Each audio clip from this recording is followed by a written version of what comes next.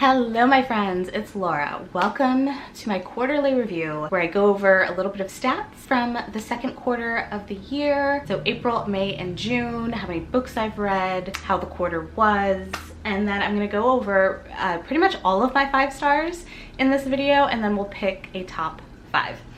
So, barely prepared for this video, so bear with me. But the second quarter was not as successful as the first quarter. I feel I didn't have as many books that I absolutely loved. There definitely were a couple. There definitely were some standouts. I definitely haven't enjoyed as many books this quarter as I did in the first quarter. I also read, I thought that I had read so little this quarter compared to the first quarter, but I really haven't. I read a total of 40 books. Last quarter, I read a total of 43. So only a 3-book difference there. But I was on track to read so much more until June happened, like the end of May, beginning of June happened, when I just got super busy and didn't read much at all. 40 books in 3 months is amazing. So I'm not disappointed in that number at all. As far as my genres, fantasy continues to be the highest read genre, and probably always will be, although I feel like I'm not in the fantasy mood right now. I'm in the mood for thrillers, for horror, and other things, so that might shift in the third quarter. We shall see. Plus, this quarter we'll be getting into the fall season, the beginnings of the fall season, which is when I tend to like to read a lot of darker stuff, so we'll see how that goes. I read 17 fantasy books. I read 6 nonfiction books, which is amazing. So I had a goal of reading a total of 12 nonfiction books this year, and I've already read 8 in total so far, so I'm definitely gonna crush that goal, which I'm very happy about, and I've really been enjoying the nonfiction I've been reading for the most part. I read 3 sci-fi books. I read 2 romances, 2 contemporaries, 1 mystery, 3 thrillers, and 6 horrors. So I have been spreading out my horror reading a lot more. As far as demographics, I have read 34 adult books and 6 YA books, no middle grade, and that is a huge difference from last year, where it has been mostly even for YA and adult. This quarter and this year in general, I've just been reading a lot more adult and have been living my best life. So not to say anything negative about YA, because I feel like there's a lot of that going around lately. I love YA. I will always read YA. I enjoy YA. I've just become more picky when it comes to the particular YA fantasy that I read. So as far as star ratings, this has been a pretty good quarter. My highest given rating has been 4 stars, but I've also had a lot of 2 stars and a couple of 1 stars this quarter. So it's been interesting. I had 2 1-star reads. I had 6 2-star reads. I've had 8 3-star reads, 13 4-star reads, and 11 5-star reads. So, I mean, overall, I'm enjoying the majority of what I'm reading. I've just had a lot more books that I haven't enjoyed than in previous quarters, previous years. But I think most of it is that I've been just so much more honest with my ratings this year. And not to say that I've lied about everything I read before this year. It's just that I've been so generous, and I feel really bad giving out a lower rating to books, but I rate based on my enjoyment, and I think that as someone who talks about books on the internet, it's better to have you know exactly how I feel about a book instead of trying to talk about how great it is, or emphasizing the great parts of the book and not talking about the negative parts of the book, so that you have a better idea of what to expect if and when you pick up the book. But anyway, yes, I have been more honest in my ratings, and that has meant a lot more 2 stars and even a few 1 stars here and there. Okay, as far as format, no surprise that most of what I read has been via audiobook. I read 25 books via audio.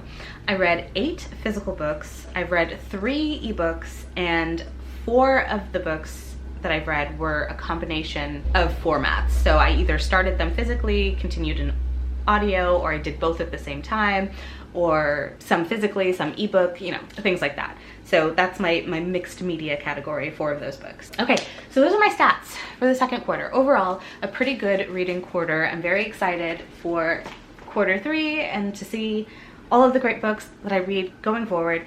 But now let's go over all of my 5-star reads. The physical ones that I have, all of these were 5 stars this quarter. So I'll show you those quickly. We've got The Wicker King by Ingram, which was such a surprise. I did not expect to love this as much as I did. It was so heartbreaking and it made me cry, and it was so beautiful but so well done, and I love I loved Kay Ingram's writing, so I'm really excited to read more from this author. I also gave 5 stars to The Space Between Worlds by Machado, which was another one I did not expect to love as much as I did, but it's sci-fi, and sci-fi has been killing it this year. I've just been picking up really, really good ones.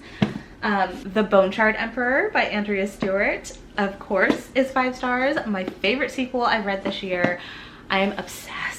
I'm obsessed with this book. I'm obsessed with this series. I cannot wait for the 3rd one, which Andrea Stewart says is the best one of the series. So we shall see, Andrea, we shall see. Then Empire of Gold by S.A. Chakraborty. I just loved the way everything wrapped up and came together. I loved these characters so much, and I really enjoyed seeing the end of their story. I gave 5 stars to The House in the Cerulean Sea by T.J. Clune, which is just the sweetest, most whimsical, beautiful book I've ever read. And then, of course, I gave 5 stars to my reread of The Atlas Six by Olivia Blake. So, obviously this doesn't qualify to be in my top 5 because it was in my top 5 last quarter and this was just a reread. But, oh, wait, I didn't tell you about the other books.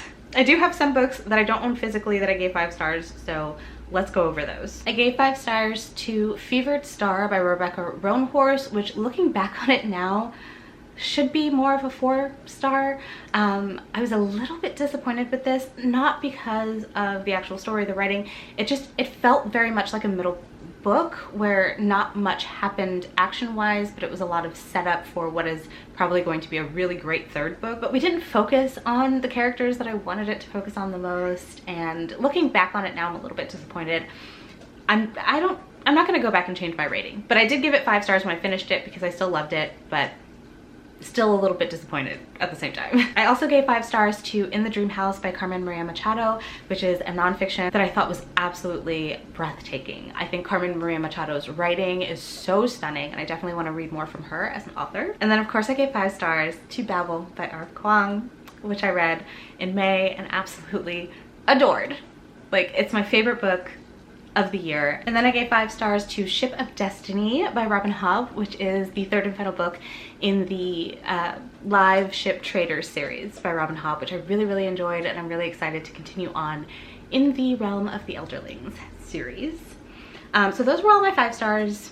So now picking a top 5 out of that list. I have not thought about it yet, so I'm doing this on the fly.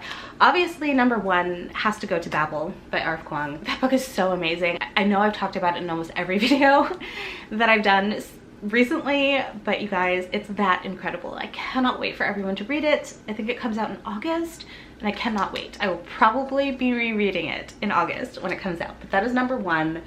We're going in the opposite order here, but that's okay. Number 2 has to be The Bone Charred Emperor. This was just so incredible. I thought that the character growth and development was so good, especially with Lynn. I love seeing Mephi grow and change. I love Andrea's writing so much, and I can't get over how much I enjoyed this book, even more than the first one. I loved it. Coming in at number 3 is The Space Between Worlds. Is it?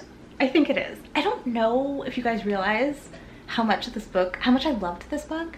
Like, I don't know if it's gonna be a favorite of the year, but I absolutely loved this so much. It was so emotional. The writing was so incredible. This is the kind of sci-fi that I absolutely love. I love when we have something like parallel worlds or time travel, and we use that to explore a deep emotional topic, like diving into ourselves and figuring out who we are and getting this deeper understanding of ourselves, or getting this deeper understanding of life itself through sci-fi topics and tropes is just my absolute favorite thing, and I loved this so much. So it's coming in at number 3.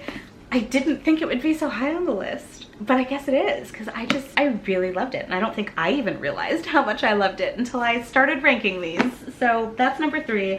Number 4 definitely goes to Empire of Gold by S.A. Chakraborty. I love the series. This book definitely had a very bittersweet ending, which makes sense because it's so difficult when you have so many different sides fighting, and you can empathize with each and every side in this war. You never really know how things are going to turn out at that point, because there's no right and wrong. Everyone has wronged someone else and all believe that they're doing the right thing or trying to do the right thing. And I love these characters so much. I love Nari and Ali and Dara, and this is definitely a series that will stick in my mind for a very long time, and I definitely think it's going to be a favorite series overall for me for quite some time. The last one on the list goes to The Wicker King by Kate Ingram. Another surprise for me because I did not expect to really enjoy this so much, but this was just so heartfelt, and the things that these kids go through in here and how alone they were, it was just so heartbreaking, but such a beautiful story as well. I just loved it, and I really need to get on to reading more by Kate Ingram because I really think that she could be a new favorite author. So very excited about this. But yeah, that is number 5. So those plus Babel are my top 5 books of the quarter. If you have not read any of these, I highly recommend that you do. But that is going to be it for my quarterly review. I hope you enjoyed this video. Talk to me down in the comments. Let me know your thoughts and opinions on the books that I mentioned, on my reading stats, anything at all. You know I love hearing from you in the comments. But that's going to be it from me today. So if you enjoyed this video, don't forget to give it a thumbs up, hit subscribe, and I'll see you in my next one. Bye!